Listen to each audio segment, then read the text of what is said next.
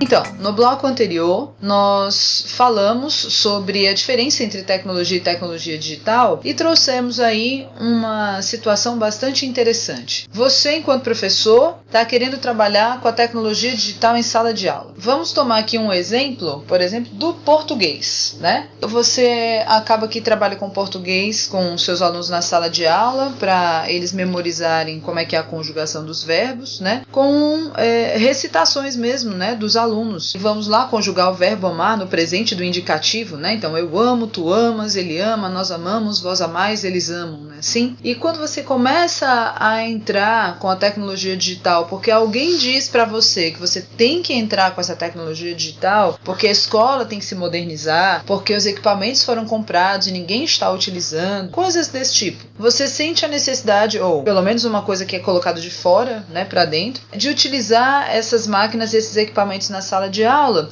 e você acaba que utiliza os equipamentos também para fazer com que os alunos memorizem, né, a conjugação dos verbos da mesma forma como você fazia sem o uso do computador. E aí, quando você faz assim, a gente pergunta, para quê? Será que o computador realmente está te ajudando a dar uma aula assim melhor, a fazer com que os seus alunos aprendam o conteúdo de uma forma mais interessante para eles, que você tenha um bom resultado nesse processo de aprendizagem? Então a gente precisa ter bastante cuidado, né, para utilizar essa tecnologia digital na sala de aula. Muitas vezes a gente precisa perguntar antes se para aquele conteúdo a tecnologia digital é realmente necessária. Será que é? Será que eu vou precisar para trabalhar com verbo? Será que vai ser interessante eu usar a tecnologia digital? Ou será que se eu fizer uma dinâmica na sala de aula diferente não vai ser melhor? E outra coisa, se for interessante, será que eu vou ter que utilizar da mesma forma com a qual eu dou a minha aula, eu faço a minha aula acontecer todos os dias? Será? Esse é o ponto, quer dizer, isso que a gente tá colocando para vocês, onde a gente está lançando perguntas para que vocês se façam essas perguntas, não é? A gente não está com a intenção de dar respostas para vocês, não. O que a gente quer é que através dessas perguntas vocês comecem a se apropriar do uso da tecnologia, e principalmente no caso da tecnologia digital. Quer dizer, não deixem que esse processo na vida de vocês como docentes seja um processo ingênuo, seja um processo não fundamentado. Um outro exemplo que a gente pode dar é baseado no que está acontecendo exatamente aqui agora. Nós estamos gravando uma série de podcasts de assuntos que nós tratamos em sala de aula, certo? Nós gastamos mais ou menos uns 30, 35 minutos, 40 minutos para falar desses assuntos em sala de aula, certo? Muito bem. Se eu coloco para vocês esses podcasts e digo assim, olha, se vocês não ouviram, nós vamos botar para vocês ouvir aqui os podcasts, enquanto vocês... Eu tenho como reproduzir, eu tenho como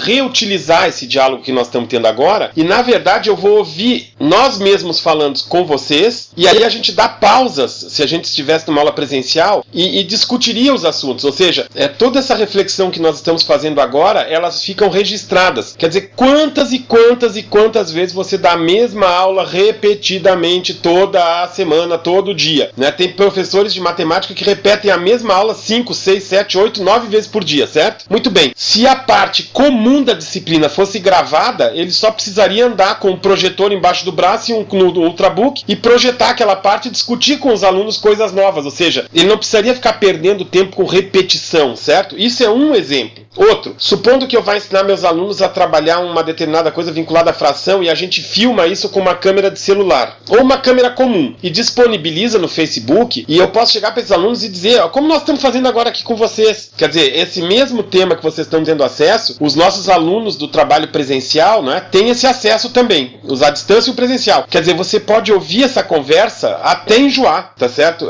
E tentar discutir conosco em outros momentos, ou seja, nós não precisamos reproduzir exatamente essa conversa na sexta-feira pela manhã, na terça-feira à tarde, na quarta-feira pela manhã, tá entendendo? A gente tem como trabalhar isso. Então, neste sentido, a tecnologia nos ajuda muito. Agora, para nós podermos disponibilizar isso com vocês, pode ter certeza que nós estamos fazendo parceria com 3 alunos que gostam de mexer nessa coisa de podcast. Essa questão da parceria é fundamental. Aliás, eu acho que é uma das soluções para que a gente diminua o trabalho do professor nesse sentido. Porque muitas vezes a reclamação é essa. Mas eu vou trabalhar com tecnologia tecnologia digital, mas eu vou ter mais trabalho, né? Vai me dar mais trabalho, igual fazer uma aula construtivista, né? Vamos fazer com que os alunos aprendam a construir o conhecimento. Muito bem, então lá vai a gente separar plástico, cola, canetinha, papel, não sei o que, e pensar em atividade, tem que carregar um monte de coisa para a sala de aula. Não que esteja errado, muito pelo contrário, é muito bom, é interessantíssimo, a gente tem resultados ótimos, eu já trabalhei assim, mas eu não posso negar que dá mais trabalho pro professor. Dá sim, com certeza. Trabalhar com tecnologia digital também. Então, se eu vou construir um blog com os meus alunos, eu vou precisar alimentar esse blog. Mas aí eu fico me perguntando,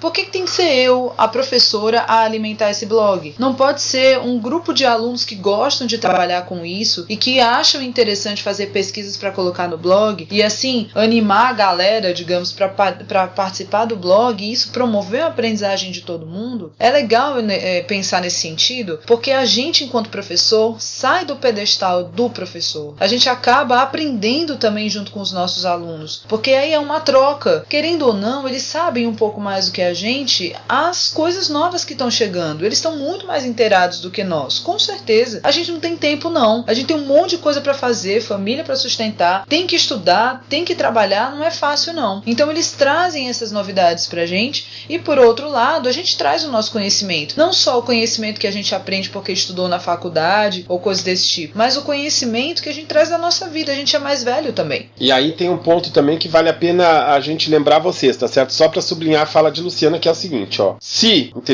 você pensar em aplicar a tecnologia sozinho, a tecnologia digital você fazer sozinho em sala de aula, a menos que isso seja o seu hobby predileto, para você fazer isso nos fins de semana ou na madrugada, pode ter certeza que você vai trabalhar demais. Não tem a menor dúvida disso. O uso das tecnologias digitais envolve construção de parcerias. Aí eu vou dizer uma coisa que acontece comigo, certo? Eu dou aula, trabalho também com filosofia da tecnologia, que é a área que eu curto muito. E a área de produção também. Então o que eu vou dizer para vocês? Eu chego numa sala de aula, se por acaso eu não tiver alunos que me ajudem a alimentar o blog, se eu perceber que não tem nenhum aluno que queira me ajudar a trabalhar o Facebook, muito provavelmente não vai ter Facebook nem blog. Não tem a menor dúvida disso, entende? Porque é uma coisa que só vai acontecer com parceria. Ou os alunos entendem que trabalham junto com você e você entende que trabalha junto com os alunos, que vocês estão imbricados nesse trabalho conjunto, ou então realmente um dos dois ou vai trabalhar demais ou as coisas vão continuar sempre como são, tá certo? A tendência é essa mesmo. E existem casos em que o uso dessas tecnologias não é possível por um motivo bastante simples. Não se tem parceiros. Se não tiver parceiro com os alunos, sinto muito.